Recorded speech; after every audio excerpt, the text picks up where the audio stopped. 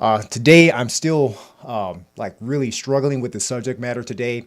We've done this before, but not with this much intensity. This is going to be part two of our human trafficking series, and it stems from the world of porn.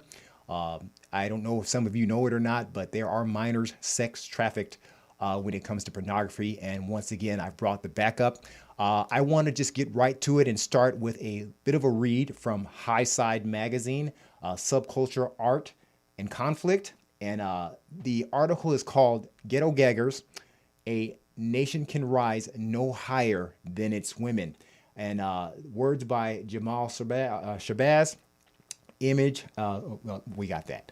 I'm going to read this, just part of it, and then hopefully you understand the brevity of what is happening here, and we will go from here. One day, and I'm reading from the article now, I Googled negative terms for black women just to see what I'd find. One of the phrases was ghetto bitch.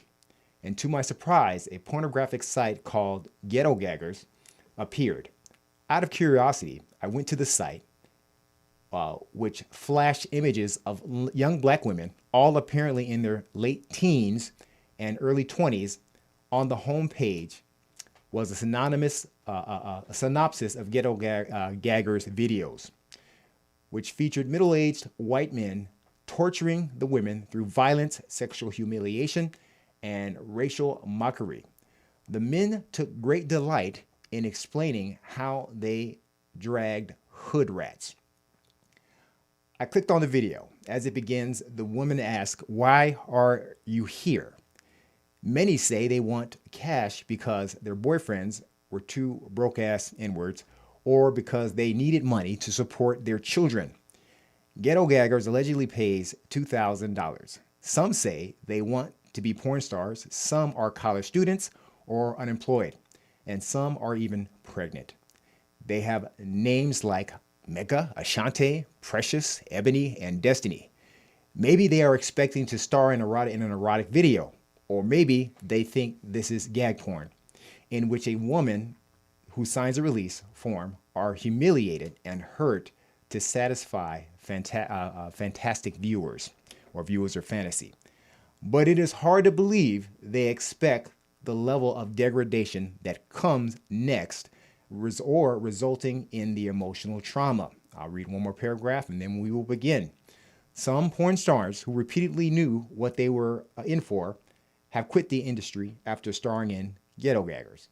After we get through with them, they're going to have to see a psychiatrist for the rest of their life, one suitor boast.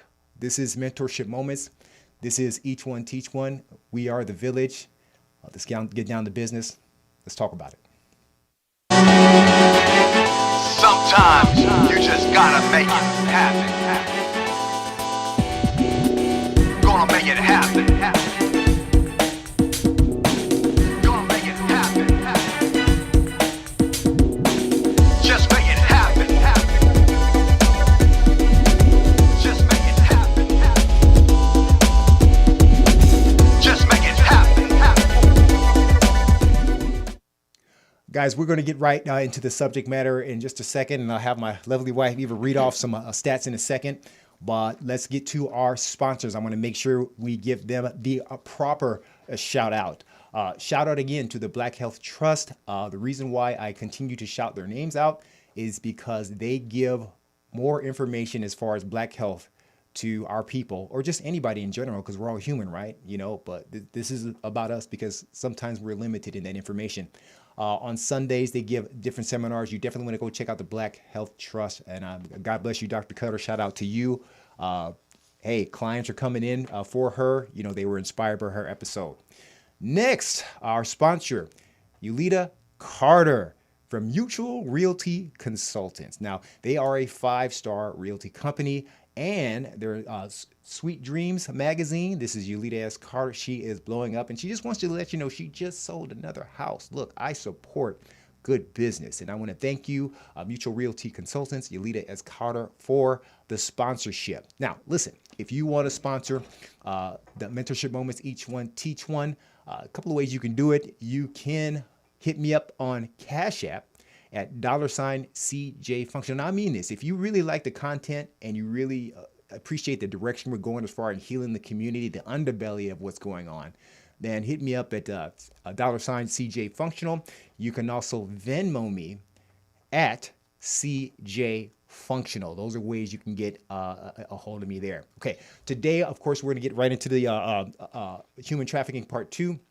But shout outs real quick to Officer Dion Joseph. Officer Dion Joseph is not only my twin brother, I believe he is one of the within the top 5 biased top officers in the nation. He put out a very heartfelt on his own Facebook post asking LeBron James to sit down and have a face-to-face talk with no cameras, no media. That is honorable. So we're going to talk about this later. I'm going to need you guys' help in getting the message to King James. I'd love to talk about this later if we have time. And we're also going to speak about the Chauvin verdict that came through. I'll let you know right off the bat. I'm all for it. That man deserved what he got and then some. Cops don't like dirty cops, and CJ doesn't either. Okay. All right. We got to celebrate the good too. All right. Can't leave him hanging. It's a painful time right now. All right. Eva, I want to introduce my wife. Hello. Eva Nicole Con Joseph. Okay. All right. Yes. Hey, we're talking about, I know you read some of the content and you were just as disgusted as I was. Yes. I want to let our guests know that we are serious about our content. We're serious about digging in. So Eva dug up some stats, but we don't want to steal the whole show. So Eva, can you just give some brief statistics, and then we'll go to a commercial break, and then we'll introduce our backup, our special guest. Got a legend. She's back, y'all. Eva, go ahead, babe.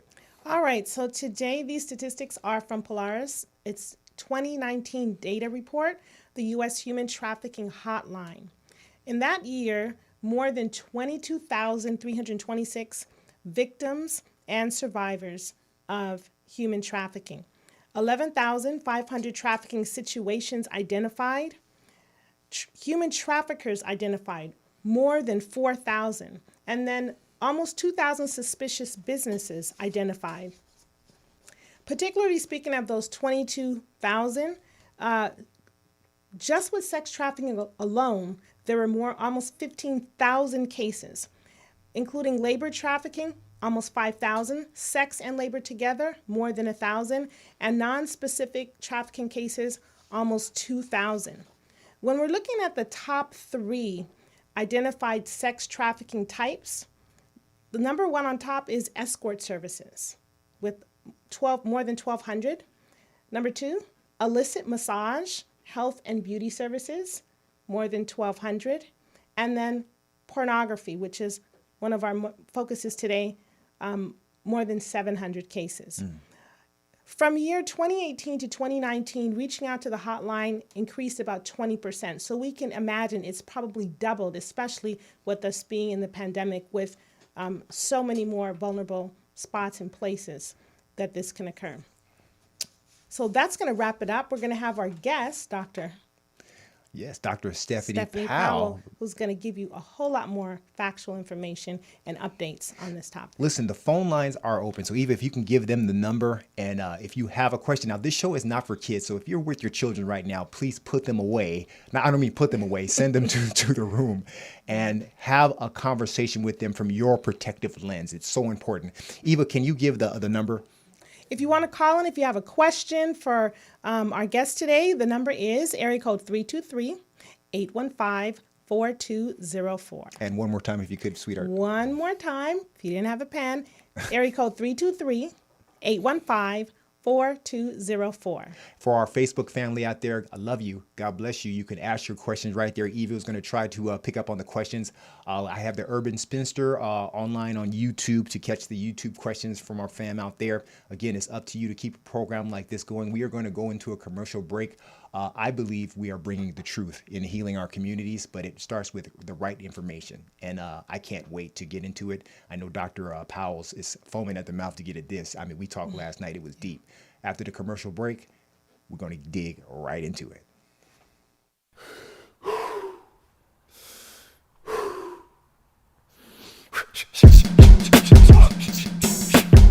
In life, we all have opponents to prepare for. But you don't have to be a fighting champion to defeat your current condition. You don't need to be the ultimate anything to tap out the stressors in life. But what if I told you that mastering your physical well-being, like a fighter, directly relates to mastering the obstacles in your daily life? The only challenger that awaits you is yourself. Do you accept your challenge? I'm CJ, and this is CJ's Functional Fitness, where you don't have to be a fighter to feel like one. So let's train. I got to update the website. The website to CJ's Functional Fitness is www.cjffla.com. That's CJFF as in funky.com. Now we are going to get right into it. I'm so glad our guest came back. You know, she could have gone anywhere. She's been all over the country talking about her mission. She is a law enforcement legend who was doing God's work within law enforcement with the Los Angeles Police Department, and she continues to do God's work in the area of human sex trafficking. Now, part one, we talked about the basic concepts of trafficking from your children in high schools, but now I wanted to finish the subject on pornography. I'm going to read her biography, and then we're going to watch a little video, and then we're going to bring her on in. And I'll keep it brief because we had a lot of content. I'm dying to get our guests on here. All right, Dr. Stephany Powell, retired from the Los Angeles Police Department as a sergeant in charge of a vice unit. Dr. Stephany Powell's unique insight into the world of sexual exploitation and trafficking gained through her 30 years with the LAPD has made Dr. Powell an unparalleled choice to lead Journey Out, formerly known as Mary Magdalene Project.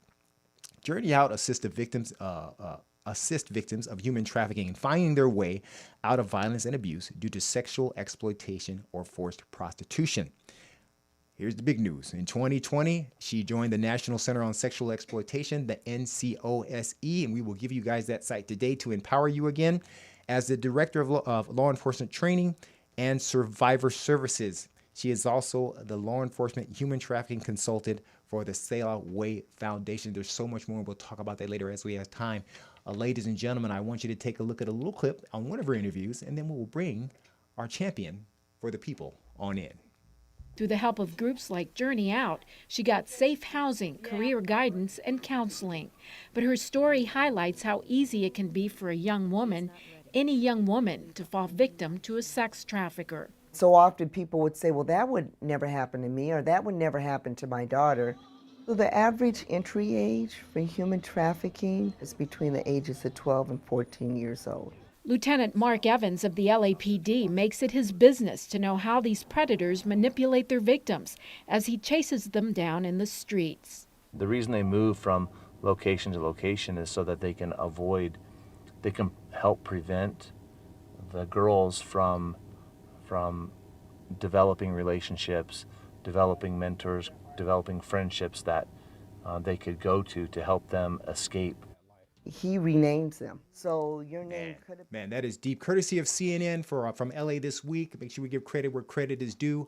Ladies and gentlemen, without further ado, my adopted sister, my champion, our community champion, ladies and gentlemen, Dr. Stephany Powell. Come on in, Dr. Powell. How you doing today? Are you on mute? Here I am. How are you? There you go. You're better at this Zoom thing than I am, so yeah, I would have found it like 20 minutes later. But I'm so glad that you're here with us again for part two. She wasn't playing around. She said she'd be back, and she is back. First of all, I want to thank you for coming out, providing our public with this incredible information. I'll remind you one more time, the phone number to call is 323-815 for your questions, 323-815-4204. Before we deep dive into some very special announcements, right? Is there any more you'd like to say about your bio, or are you ready to dive in? I'm ready to dive in. Okay. It's not about me. It's what we can give to the community. Boom. That's what I'm talking about, man. And you know what? And if we get done with our subject, I also want your opinion as a law enforcement officer with about the Chauvin Verdict and other current events. But let's get to it. We are talking about pornography. And in fact, our main focus is on how minors are exposed. And there are some significant events that you're responsible for that we'll talk about, or your agency is responsible for, the NCOSE. But The last question I asked you on our last show was, I want to know, when it comes to porn and minors, how they recruit the performers. I mean, we talked a little bit, but I cut you off because I want you to talk to our fans right here, right now. Yeah, so all those things that you described in terms of what's going on in Pornhub, it's not just Pornhub, it's X videos and it's some other ones as well. They will purposely have someone go into the neighborhoods, and this is across the nation, into African American neighborhoods, and approach women that might be on the street, and will offer them anywhere from $2,000 to $5,000 to be part of a pornography shoot. So let's say someone says, okay, I'll do that. And they sign that release that you're talking about. And also they will fly them to wherever this shoot is going to be. What that person does not know is that they're going to be in a house that they're not allowed to go to and from. That sexual act that they volunteered to do for money, it becomes more than that. So now they're intimidated on set. They are tortured on set. They are made to do things that they did not sign up for, and they're threatened the entire time. Not to mention, now not all women, and I'm just talking about women right now, but the amount of women that are trafficked into these videos. So the pimps are the ones making them do these videos. And I'll give you just one quick example. I was talking to a young lady who she actually, her pimp made her do videos. And one of those videos were the ones that we just talked about when you talked about ghetto gaggers, as well as some other ones. But she was saying, Dr. Powell, if you only knew what happens when the camera is off in terms of torture, physical, sexual abuse. And she said, a lot of them are African-American girls, and I just feel like nobody cares. And so hearing that from her just motivated me even more to let the community know that this is what's happening. So one of the examples that she gave me was in one of those racist pornography shoots where an African-American woman is having sex with a white male, and he smashes a watermelon on her head. Oh my God. And so she told me about this, and everyone gets a cringe effect. Well, as I was preparing for today, I actually found it, and it's absolutely disgusting.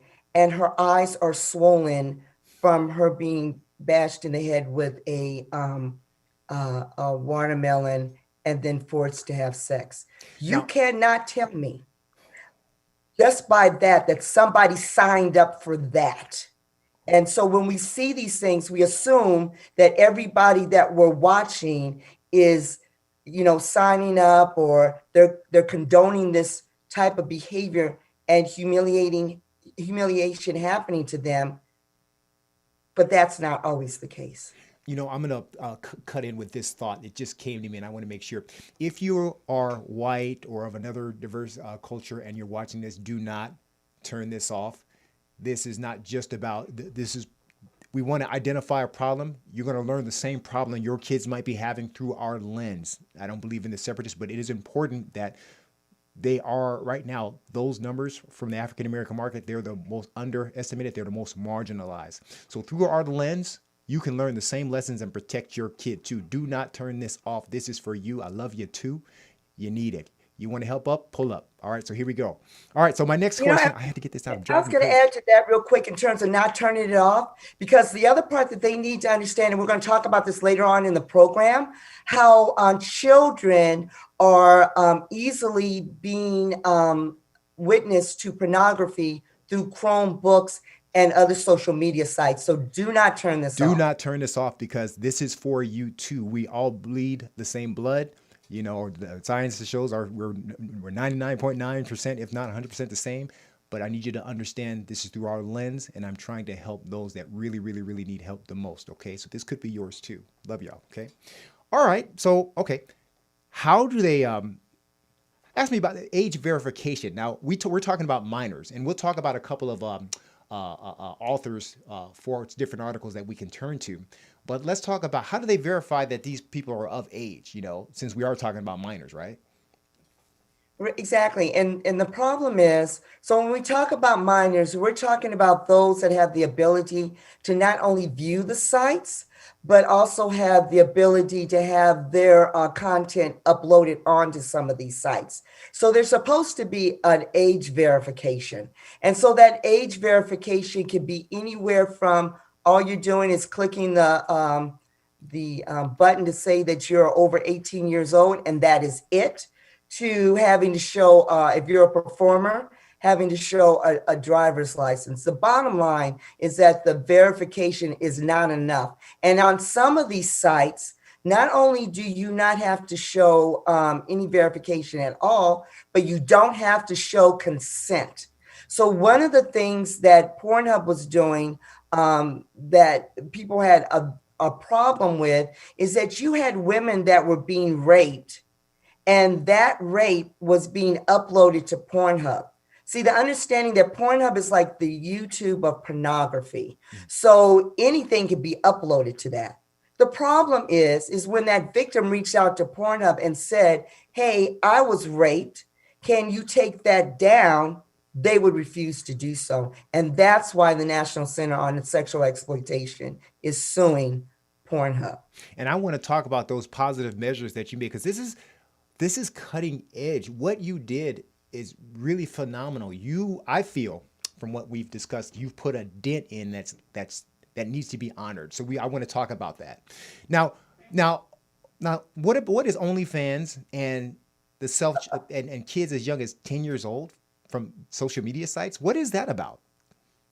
So the only reason why I laugh is not because I think it's funny. I laugh because whenever I hear the word OnlyFans, it just sets my hair on fire.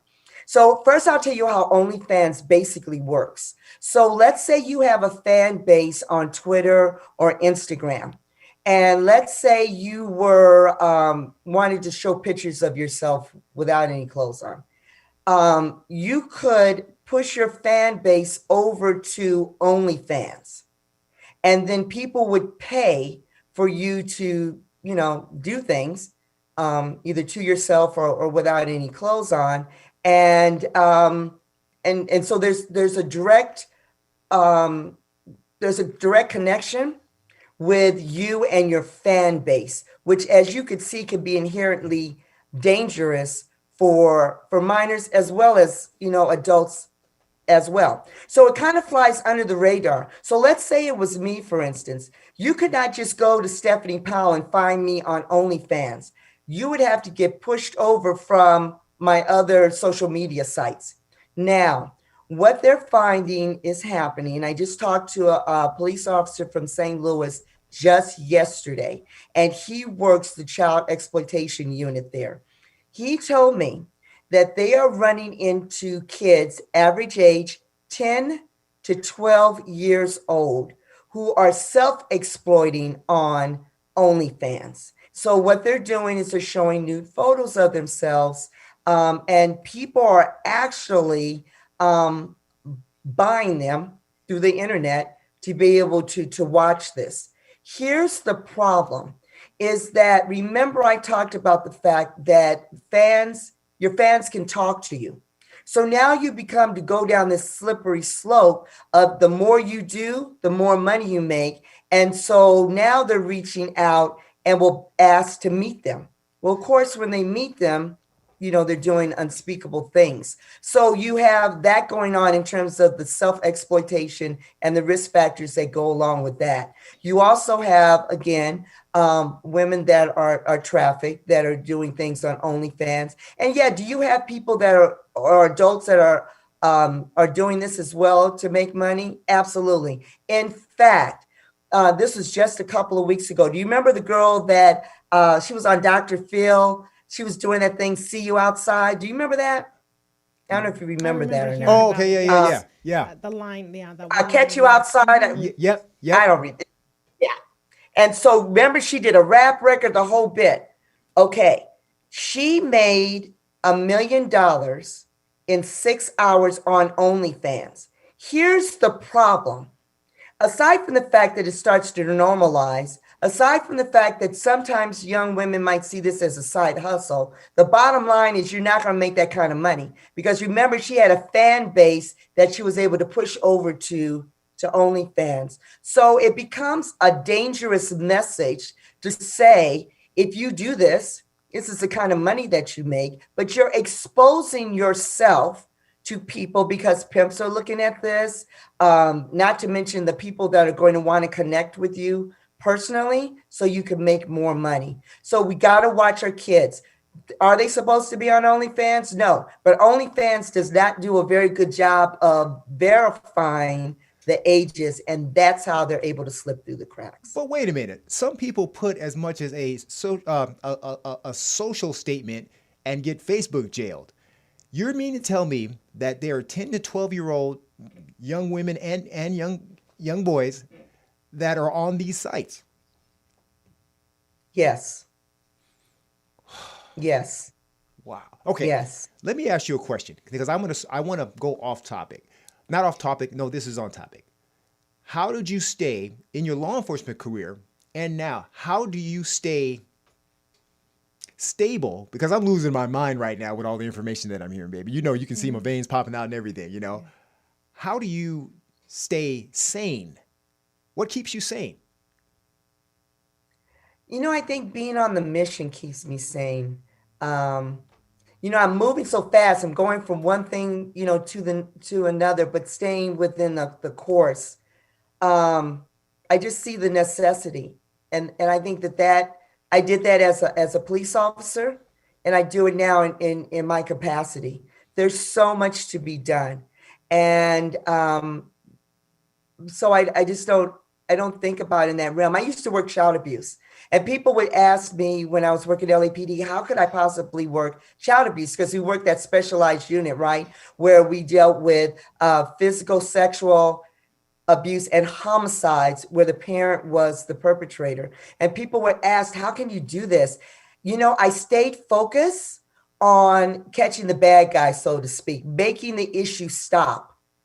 That same mindset, I continue as well. Just trying to make it stop, trying to warn people, awareness and prevention. And so as long as I could keep on that track and as long as there's a need, I'm up for the challenge. Well, you know, a question is, with this defunding narrative, a lot of groups, small groups like yours in these police agencies are pretty much being like taken out. How do you feel about that? The kind of work that you did that was so needed for our communities. I mean, what do you think about all the defunding narrative as much work as you did for what you did? You know, I'll tell you what broke my heart more than anything is that, and I can speak to the Los Angeles Police Department, and I can speak to that era that we went through in terms of Rodney King.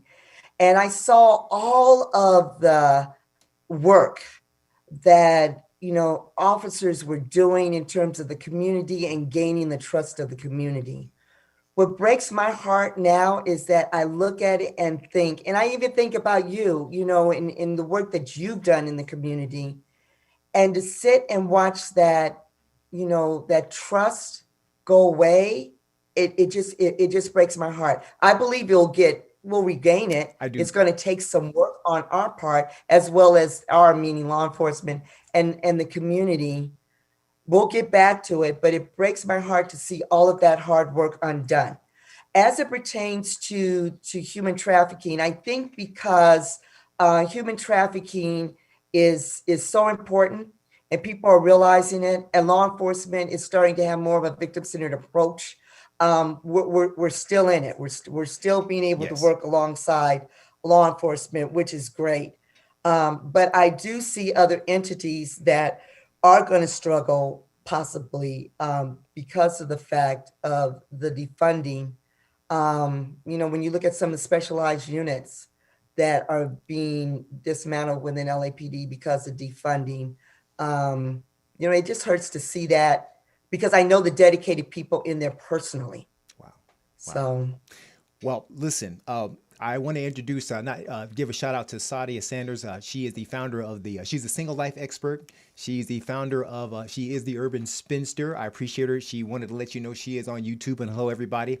She wanted to remind me, make sure you guys like and subscribe. Thank God for you, Sadia. I appreciate you, and I can't wait to have you back on the show. You know what? I'm going to ask a few more questions. We're going to turn it into positive. Let's talk about some of your, no, actually, I want to talk about racialized porn, because that's pretty big.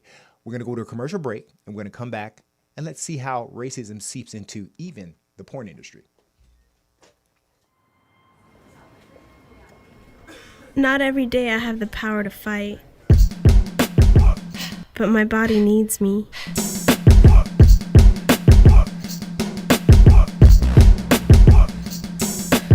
My opponent is high blood pressure. You don't have to be a fighter to feel like one. So let's train.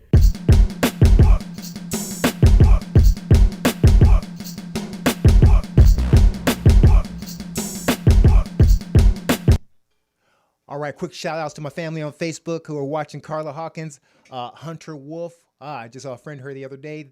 God bless you. Donner Wheeler. Awesome. What's up? Again, if you guys want to call in with questions on how to protect your children, because this is serious, 323-815-4204. And my family on YouTube, same thing. Feel free to call in. This is free information. I'm trying to ask the right questions, all the questions that you guys want to ask, because it's all about you and your family. It's not even about us, man. We are just the messengers. And God bless Dr. Powell for stepping in and being a messenger. Hey, Pornhub is under the umbrella of another name. Can you go into that? I mean, because since we're talking about minors, and who else is doing damage? I mean, what is the umbrella under? So MindGeek is the bigger company, and under MindGeek that's where you'll find Pornhub. But X Videos is even worse. So and not to mention the other smaller companies that end up scraping videos off of Pornhub's and X Videos sites, and that's how stuff ends up going viral. And hopefully we'll get a chance to talk about those lawsuits against Twitter and some of the others, because it's an example of what happens as a result of these porn sites. Oh, you don't have to worry about it. We're about to go into it right now. Hey, check this out. I want you to explain. I was reading the article that I read, and going through it, they talked about racialized porn, and I also read another article that talked about the disparity in the pay scale, even in porn industry, for African American males and women. Right? It's bad enough that they're using minors. Can you go into that a little bit? So yes, absolutely. So when you talk about the racialization, and I know some people out there might think, and I want to be really clear on this, we're not talking about pornography in terms of um, uh, in the spectrum of morality. What we're talking about is within the spectrum of dehumanizing people, and then having the nerve to piggyback on racial stereotypes, right? So when you look at something like, when I, at the top of the show, we talked about ghetto gaggers, we talked about Pornhub.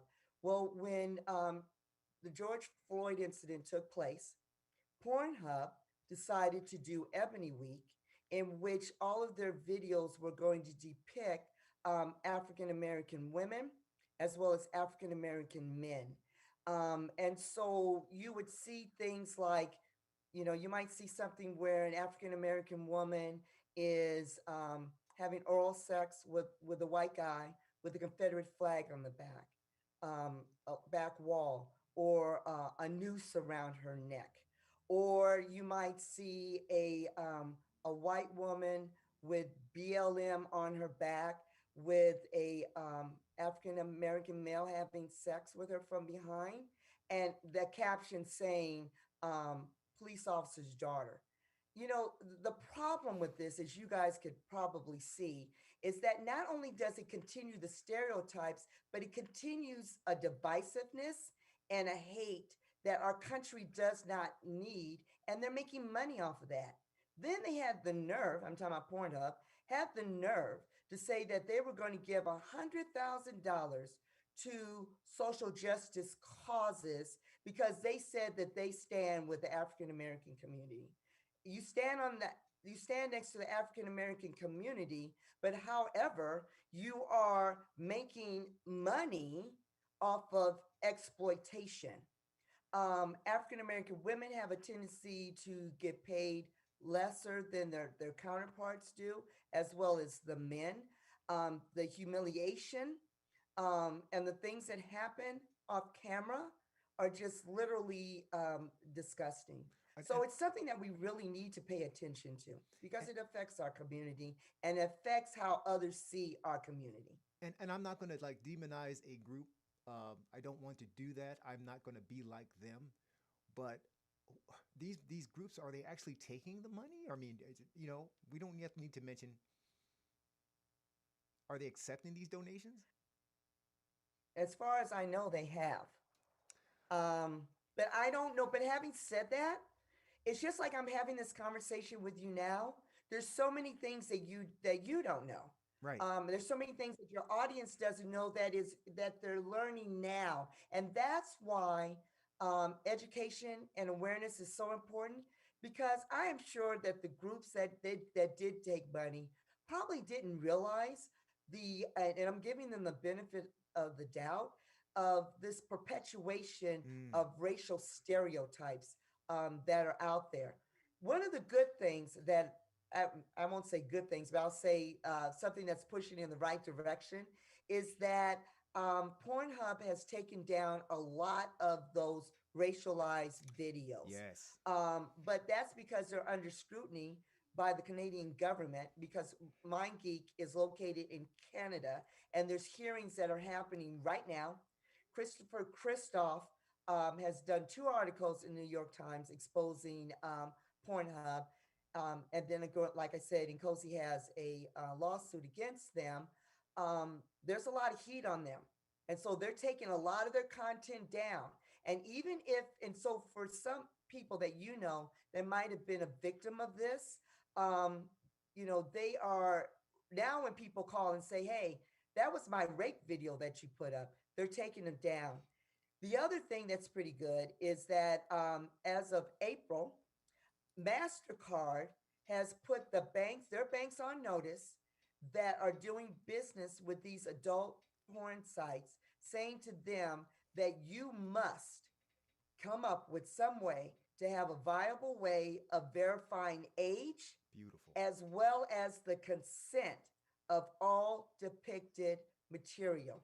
So it is a step going in the right direction, but we need to do more because of all those things that Pornhub took down, X video has up.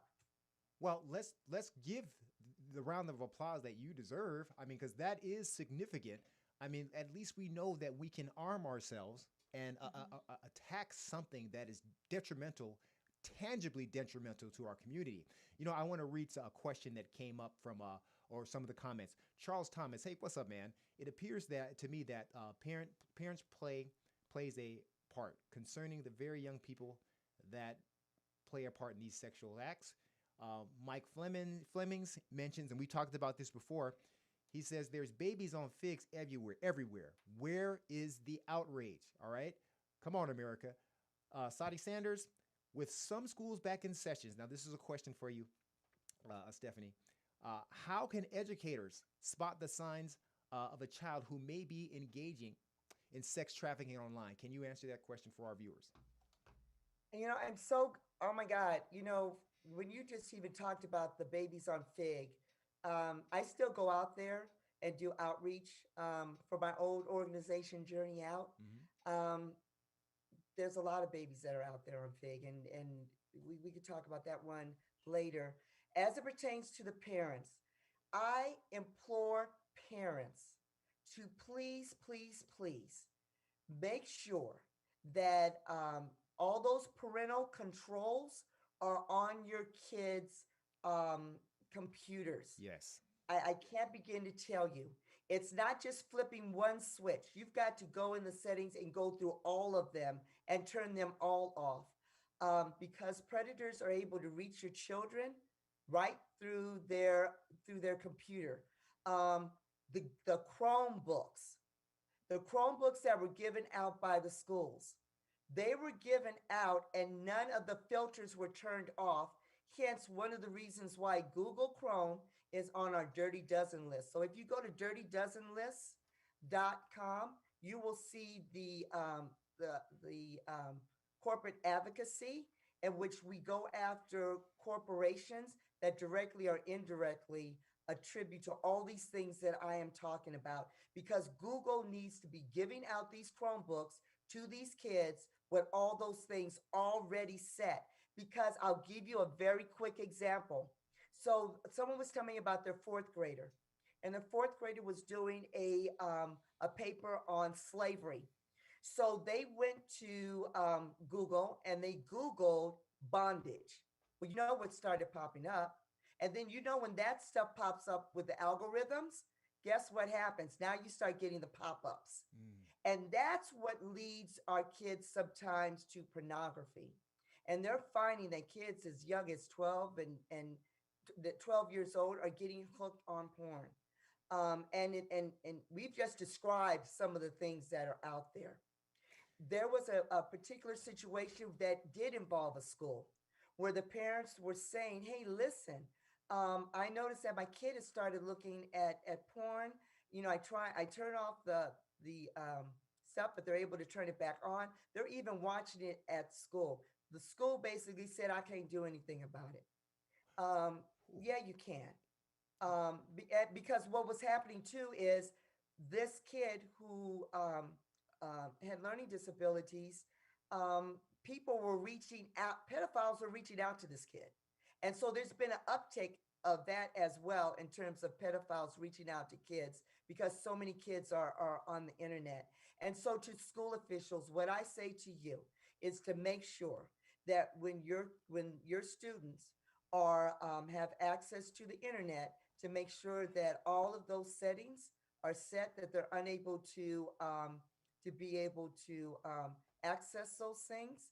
As it pertains to human trafficking, some of your red flags, you're going to see a child that might have been doing very well in school that might start acting out. Because believe it or not, you have kids that are being trafficked that are still showing up to school. So you may see a difference in their behavior.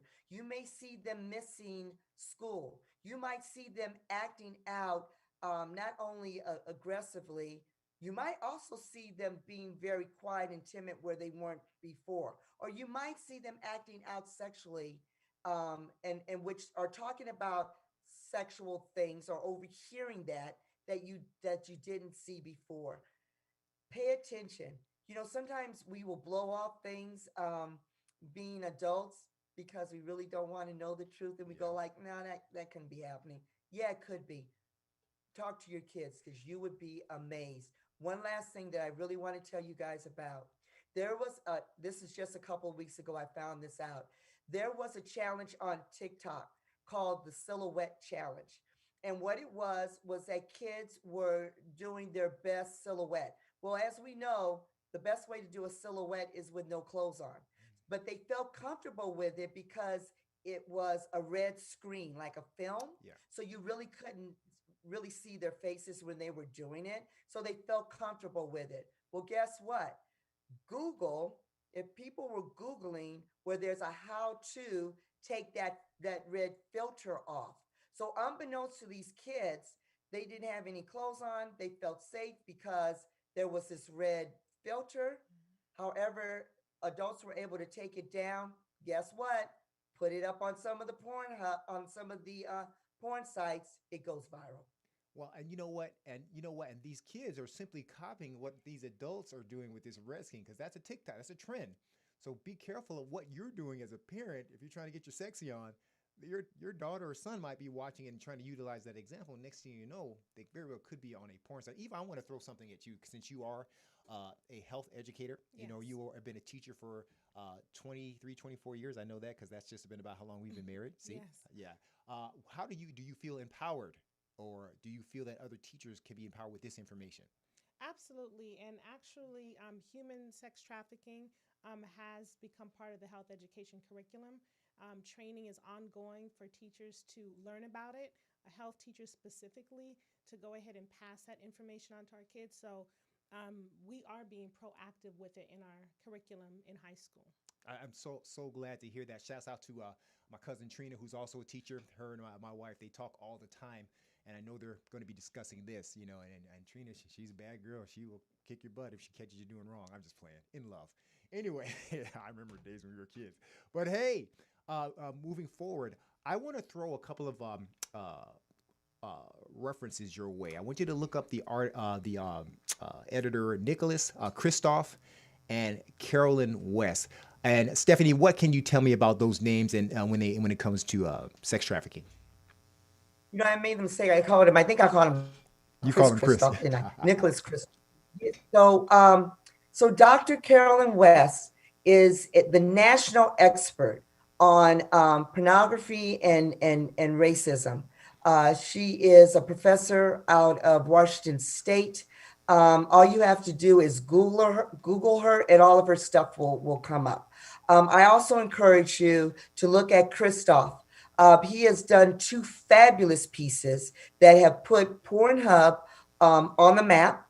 And as a result of that, that's where MasterCard said, okay, enough is enough. Because he also has talked to survivors who were minors that have been harmed by this.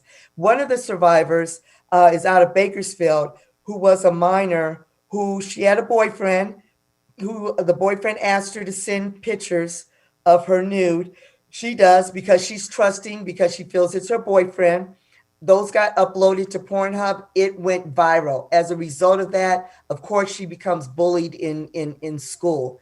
And so something, that simple. We hope that as children, as adults, we teach our kids to do the right thing, but we all know, because we were all kids, we'll push those envelopes. And we're in a world right now where things that you may not have thought about doing, but now have become normalized. Yeah. And this is not to pick on rap music, because I listen to rap music, but when you listen to rap music, it has all the elements of human trafficking in terms of the street talk and how to the language that they use.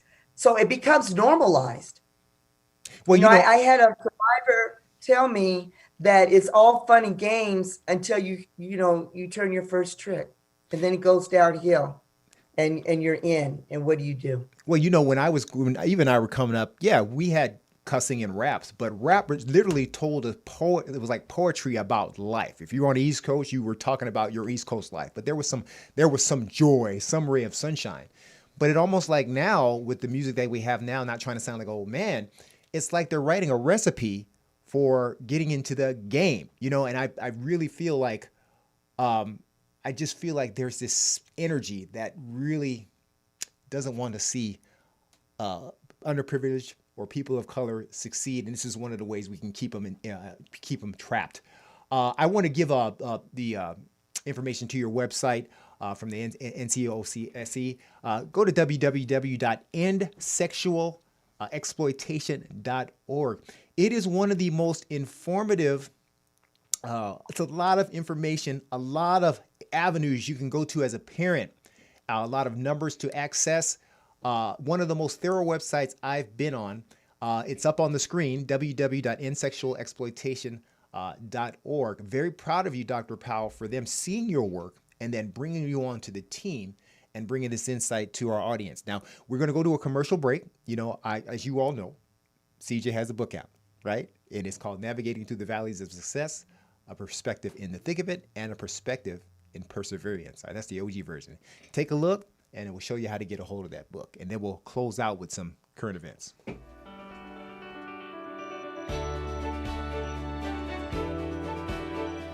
I tried to be secular about this book, but I can't. Something's working within me. DJ was already an incredible person, and then he wrote a book. I turned to God as a person that stopped believing. So you will meet me there, and if not, you will see the works that help me get there. If you want to know how to change and learn how to change from the inside out. You read this book. Money is a real thing. It's a part of it. But what I show in the book, and I'm telling my young people out there, I'm walking you through business. This is a real business lecture 101. It's not the green that's going to keep you sustained. It's your influence. How well do you impart influence and love in people? How do I make you rich by a conversation we've had? It's going to help you no matter what situation, no matter what trials or tribulations you're going through. It's going to give you that ammo that you need. Watch God grow inside of me. Watch him show me why this went wrong to get to right. To him to say, you know what, God? I needed the tragedy too. I needed to feel loss. I needed to feel grief. I needed to feel let down.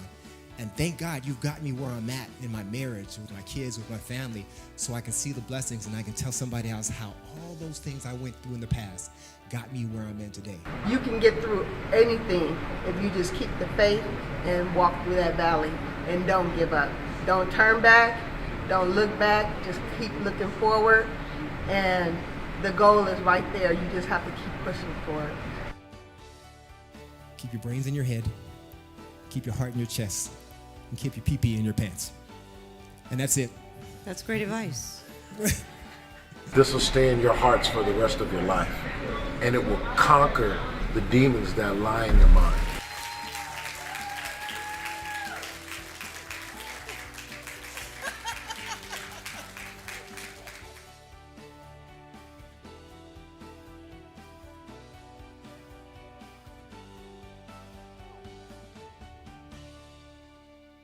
Here it is right here, guys. That's the OG version. Right here. That's my passion. This is the Brookstone version. They took the project and went with it. You can get it at the CJFF store, yes. www.cjffla.com. Click on the CJ store and you can purchase one. I'll ship an autograph one right to you. I want to heal your heart. I want to empower you. I want to educate. God bless you. Oh, shouts out real quick before we continue, get into current events. Shouts out to Ginger, the spicy one. Shouts out to John Romero, one of the guys I quietly admired in my, I want to say around 2008 through 2010, working underneath this man. He quietly showed me what work ethic and a walk through faith is like, and he did it quietly. But man, he was an intense worker. God bless you, John Romero, and your family. Kevin Payne, Brother Payne, I'm glad you're watching. The thing you guys can do is you can share this episode with other people. If you still have the watch party queue, click watch party and it ships it out, and grow this thing. Again, if you are receiving this information and being empowered, please, you can Cash App us, $CJ Functional, or Venmo at CJ Functional. Man, what aside I want me to tell him?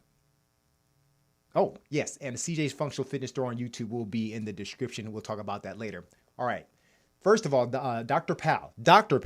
Yes. Dr. Cutter says hello. She says you are a fellow Soro, and she's also was a guest on the show. And yeah, I see you smiling. Okay, I'm gonna send this to Dr. She is, you know what? I know some incredible people because she is just as powerful and incredible as you. You know, like a quiet intensity, unbelievable. I see you nodding. So she wanted to say hello. If you want to catch up on last week's episode, I'll put that out. I want to thank you for what you have presented to us. Hopefully it empowers, but I really want to pick your brain about this because we are living in some really tough times. Remember, you know what site to go to, guys, but I definitely want to pick your brain as a legendary law enforcement officer seeing the time. First of all, I want to briefly talk about their Chauvin verdict. I feel like the verdict was just after hearing all of the testimony. I know they don't thank law enforcement enough for this, but I need you all to understand that Chauvin is in jail getting ready for sentencing based on Graham versus Connor, based on the Fourth Amendment, based on objective reasonableness. That means the only way he could have got that highest charge was that if another officer of equal experience, time on the job, would say that that was not right. And there were officers, chiefs of police, and officers from other agencies that testified. I want to give a shout out to Jody Steiger, who gave an excellent testimony during the Chauvin trial. You know, I appreciate what he did. Maybe he took a risk, maybe he didn't, but it needed to be done. And I think that's what the public demands of us. So I need us to come to the center and rethink what the totality of law enforcement is like. There are good people that hate dirty cops, but it's not about me. I want to talk about Dr. Stephany Powell's viewpoint on the current situation. How do you feel about the verdict? I felt that the verdict was just. I really do believe we need to, I call it reimagine law enforcement. I don't think it has to be done by defunding, because I believe that hurts the community as well as the departments as well. But we can reimagine this thing. I think there's hope. I just believe that there's hope. I think that we could do it. I think we're moving. This is 2021. We're not doing policing anywhere like we were when I came on in 1983. Thank God. Yeah. So we made those changes. We just need to reimagine and have empathy. Have empathy for each other. Yes. You got to have empathy for each other. There are officers out there, and there's officers' families that hurt when they hear hurtful things or they see hurtful things on TV.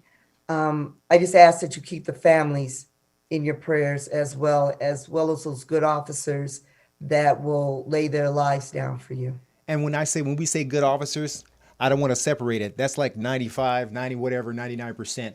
And just like any profession, there are bad apples in every profession, but I do understand. I take high sensitivity that we law enforcement have an oath. We took an oath and we have the ability to take life. I get that. But we need to come to the center and begin having dialogue. Now, my challenge is to our law enforcement too. Be open. I know it's tough right now. You know, you went to that knee. You've had conversations and you still get rocks and bottles thrown at you. You know, people don't understand the law. We can't hide in our silo and just sit there and not talk to the media when they come and want questions from us. Because if not, they will get it from the other side and put that out there first because it's newstainment, it's entertainment, okay? I don't want to be entertained first. I want the facts first. There will be other incidents that we'll be talking about. Currently, we're hearing out one in North Carolina. We'll discuss that at another time, whatever, as time progresses. But guys, take the time out to give it a few days to make sure all the evidence comes in. Some of you all get mad at us for not having an opinion because we wait until we get enough before we make an assessment. George Floyd's situation was easy. That was horrible. So I just want to make sure you all know that all of the officers that I stand next to stand behind the decision, whatever degree they knew it was wrong. I was standing right next to some that went to tears when they saw what had happened. We just need to come to the table and talk. And I want to acknowledge, again, Officer Deon Joseph in his quest to have a sit-down, a non-media, non-eventful meeting with LeBron James. Mr. James, you have a platform. You're not a politician, but your words mean something. And again, same thing I challenge with all citizens. Take the time out to research, take the time out to breathe, go talk to a law enforcement officer that you trust. We're coaches, we're family members, we're mothers and fathers, and I'm giving myself away. And I want to make sure that I'm from the community, and I got here to make a difference. Appreciate those that are there to make a difference. So, Dr. Powell, is there anything else as we get close to closing that you want to say as words of encouragement, words to empower our parents out there, words to empower our kids as we get out there? Can you give us just a brief summary? And just very quickly, I want to let everyone know that the National Center on Sexual Exploitation has a law center. And in that law center, we have class action lawsuits against Twitter, Pornhub, Snapchat. The Twitter lawsuit basically deals with a young man who thought he was talking to a young, someone his age. He was 12, 13 years old. He's asked to send pictures of himself. He does. It goes viral. He tries to commit suicide. The parents contact Twitter to have them taken down. They don't. Hence, that's why they're being sued. So if there's anyone that you know that has become a victim of the things that I just described or have been harmed by pornography in and of itself, please reach out to me because we are actively looking for plaintiffs. I say to everyone, please know that as we're talking about pornography, what we're talking about is the harmfulness of it, not only in terms of how it's racialized, but just how it just dehumanizes people in terms of what one is seeing, and it could be very damaging. There's so many things that we could be doing. We've got to get the word out. So I'm always available to come and speak. I applaud you, CJ, for doing this show, especially with you being a man and not having any problems having this discussion Amen. about the harmful effects of pornography. So I applaud you. I thank you for everything you're doing and everything that you're doing in the community. God bless you. God bless you. Thank you so much. Eva, can you give us a quick recap, and then we'll close with a memoriam. Quick recap. Thank you so much, Dr. Powell. We And thank you, appreciate your Poetess. wealth of information. So remember, National Center on Sexual Exploitation. For more information, you can also donate there. I checked out the website. It's awesome. Great information.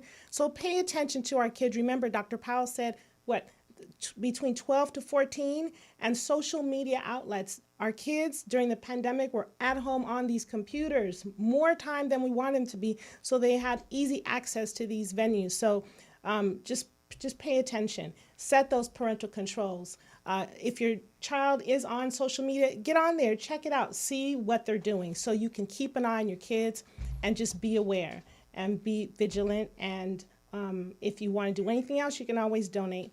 Check online, National Center on Sexual Exploitation. Thank you, Dr. Powell. And ladies and gentlemen, I want to close out. I lost a very dear friend, a brother to me. His name was Sergeant Anthony White. I'm just going to call him Anthony White because that's who he was and that's who he is. He ran the community like it was supposed to. He was a servant to this department. He was a servant to the public. And he was my friend, my mentor for a time. And I want to tell you, A-Dub, I love you so much. Vic Ross, Heath Adams, we've lost a lot. There are so many more, but this man was a special friend to me. God bless you. God bless you all in law enforcement. No matter how far I go, I know the work that you're doing. And community, we need your help. Stop being silent.